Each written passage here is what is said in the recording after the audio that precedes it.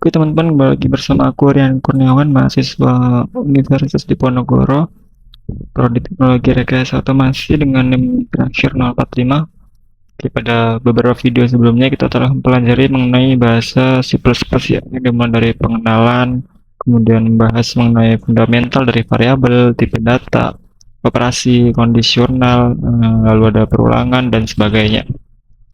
Nah, pada video kali ini kita akan mempelajari eh, materi tingkat lanjut ataupun materi tambahan yaitu mengenai OOP atau Object Oriented Programming ya teman-teman. Oke, langsung saja kita masuk ke materinya.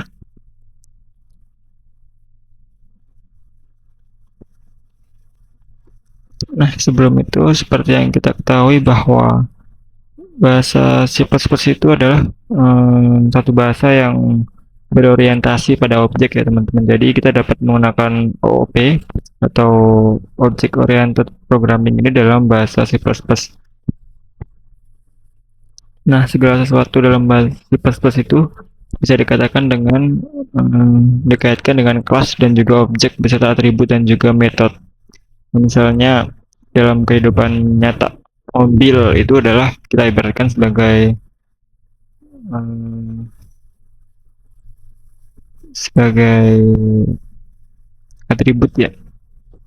Sebagai mobil itu memiliki atribut seperti itu, mobil itu memiliki atribut seperti berat mobilnya, lalu warnanya apa, lalu metode berkendaraan seperti apa dan juga pengeremannya seperti apa gitu. Jadi atribut dan metode itu adalah variabel dan juga functionnya seperti itu teman. Jadi dapat dikatakan atribut itu adalah variabel dan metode itu adalah function yang merupakan bagian dari kelas itu sendiri. Nah di sini OOP itu ada 4 konsep penting. Yang pertama ada encapsulation atau pembungkusan, itu menyatukan data dan fungsi dalam satu tempat bernama kelas. Tujuannya adalah supaya menjaga kode tetap rapi, lalu ada melindungi data dan juga menghindari akses sembarangan. Yang kedua ada inheritance atau pewarisan, yaitu sebuah kelas dapat mewarisi atribut dan metode dari kelas lain. Tujuannya yaitu untuk menghindari penulisan ulang kode atau kode dan juga membuat struktur program lebih teratur ya teman-teman. Contohnya ada ini ada kelas car, lalu ini contohnya. Lalu yang ketiga ada polymorphis atau banyak bentuk, yaitu metode yang sama bisa memiliki hasil berbeda ketika digunakan oleh kelas yang berbeda.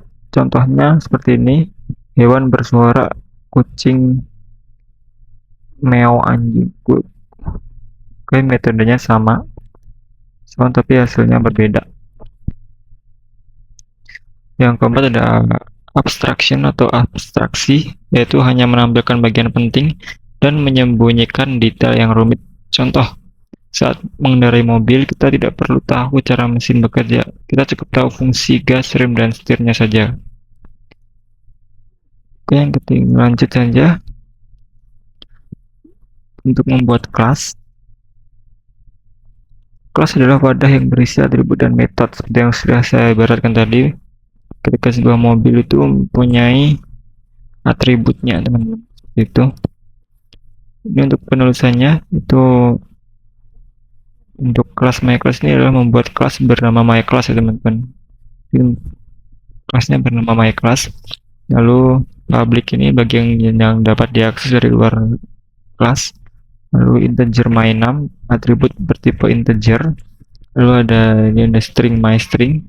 Ini atribut bertipe string ya teman-teman. Jadi harus diakhiri dan juga harus diakhiri dengan titik koma.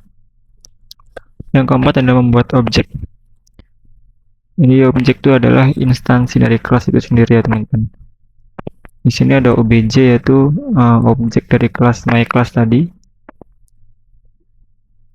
dan juga atribut diakses memakai tanda titik ya teman-teman. Di sini obj myNumber 10, obj myString saja ada beberapa objek dari satu kelas. Jadi kelas itu adalah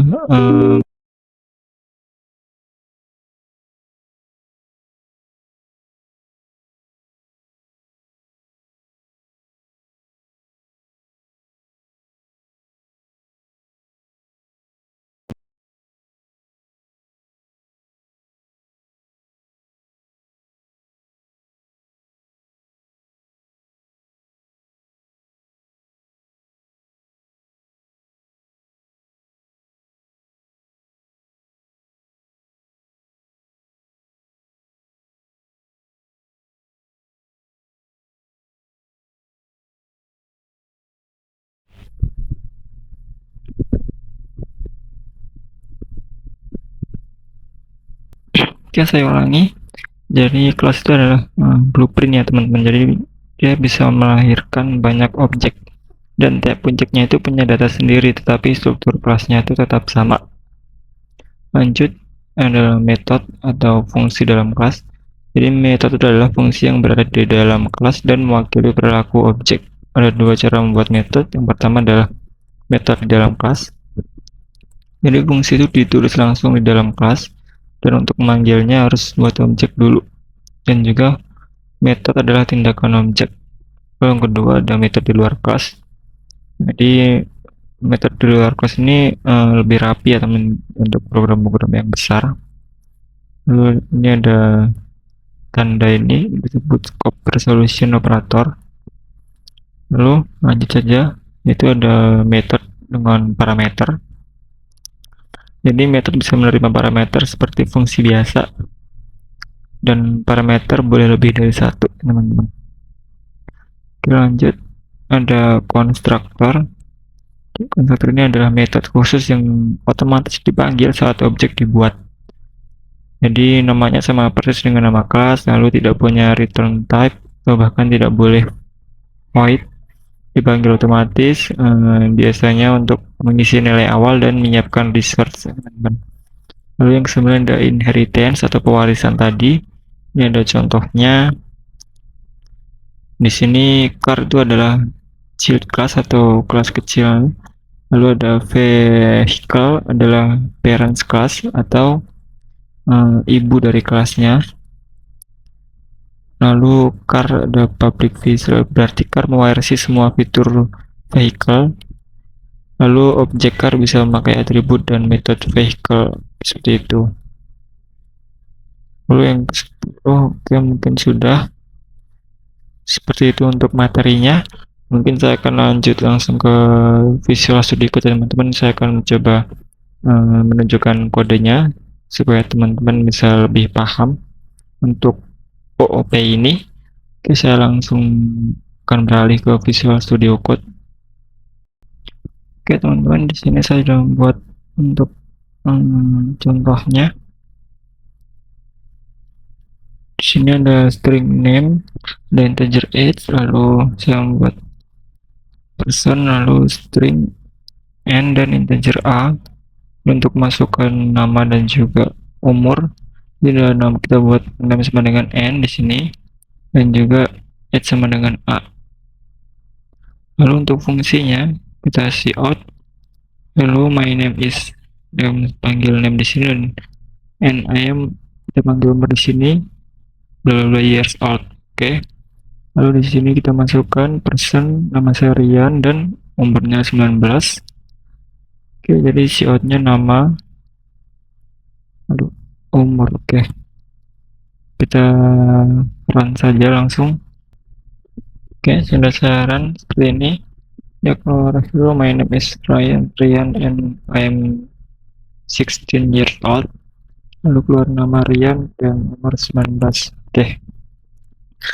Jadi kodenya seperti ini. Jadi kesimpulannya adalah di sini kelas itu sebagai blueprint ya, yang di mana kelas person itu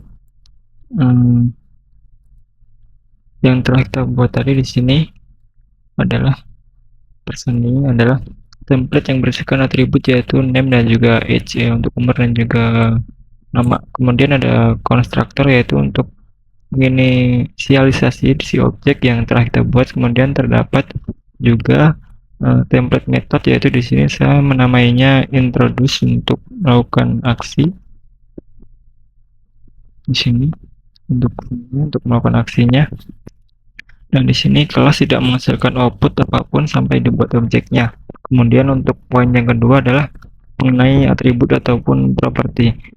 Di sini atribut itu menyimpan data milik objek yang telah kita buat tadi. Setiap objek dari kelas person itu akan memiliki name, nama dan juga umurnya masing-masing ya.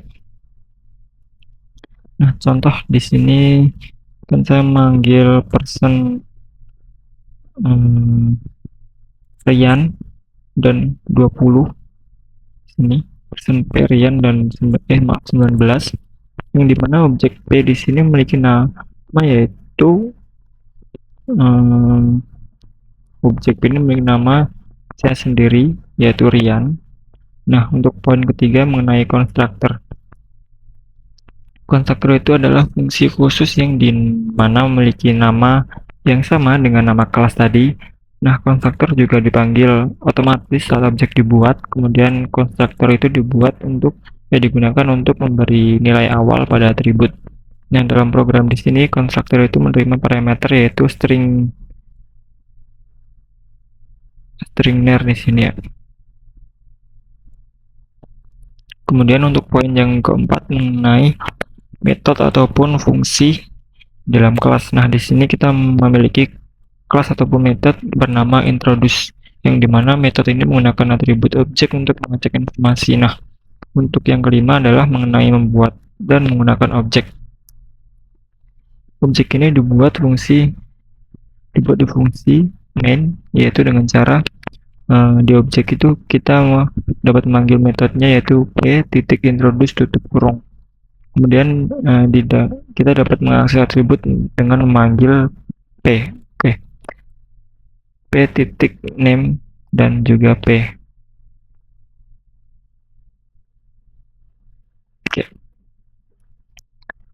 Begitu teman-teman. Nah, intinya itu kelas itu adalah struktur yang mendefinisikan data dan fungsinya. Kalau objek itu dia nyata dari apa yang namanya objek itu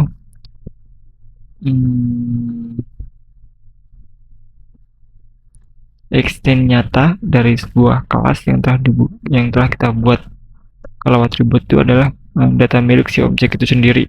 Nah, untuk konstruktor itu adalah metode kita untuk menginisialisasikan objek saat dibuat. Dan yang terakhir, metode ataupun kita katakan fungsi sebagai perilaku ataupun aksi yang dapat dilakukan oleh objek.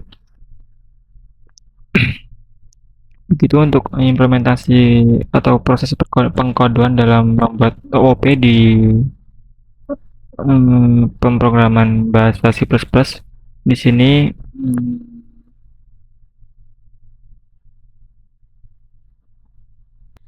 oke, teman-teman bisa lihat kembali untuk outputnya, yaitu ada hello, my name is Rian dan I am 19 years old. Lalu nama Rian dan berarti tidak ada error ya teman-teman untuk kode di sini. Oke. Oke, selanjutnya saya akan membuat contoh dasar untuk inheritance dalam C++ teman-teman, atau pewarisan tadi ya. Di sini akan membuat kelas induk dan juga kelas turunannya. Di sini saya sudah membuat filenya. Langsung saja kita buka kodenya. Jadi untuk inheritance, di sini ada kelas induknya, yaitu kelas animal. Lalu di sini ada kelas turunannya, teman-teman. Lalu oke, kita coba run saja. Oke, di sini sudah kita run. Ini ada body makes sound dan body says wolf. Oke, jadi di sini objek yang kita buat bernama D ya teman-teman. Bernama D ini, lalu memanggilnya body. Kemudian kita memanggil objek ataupun atribut bernama speaker, dan di mana speak tersendiri merupakan panggilan dari metode dari kelas bernama animal. Nah, sedangkan B adalah panggilan metode dari kelas D sendiri. Nah, kesimpulannya inheritance ini tuh pertama, inheritance itu adalah mewarisi sifat dari kelas induknya. Di sini terdapat sintaks bahwa doc.2 public animal ya teman-teman, di baris ke-20 di sini. Ini. Dan di sini itu artinya doc mendapat sebuah nama atribut dari kelas animal. Oke, kemudian doc juga mendapat semua metode animal yang bersifat public. Nah, doc juga terakhir dapat menambahkan fitur baru yang yaitu metode bar di sini. Wait bar di sini. Nah, objek dari kelas turunan itu, oh maaf, di sini dan di sini kita juga lihat bahwa docstring n animal, yang dimana di sini itu konstruktor turunan memanggil konstruktornya dari induknya itu wajib dituliskan ya untuk pemanggilan konstruktor turunan dari konstruktor induk jika kelas induknya itu punya konstruktor. Oke. Lalu objek dari kelas turunan itu dapat menggunakan metode milik induknya sendiri ataupun metode miliknya sendiri, yaitu dbar. Nah, begitu pembahasan mengenai inheritance, teman-teman. Baik, saya rasa cukup untuk pembahasan kita mengenai OOP atau Object Oriented Programming dalam bahasa C++ ya, teman-teman. Untuk itu saya tutup videonya. Saya ucapkan terima kasih. Jangan lupa subscribe, komen, dan like. Selamat bertemu di video selanjutnya. Terima kasih.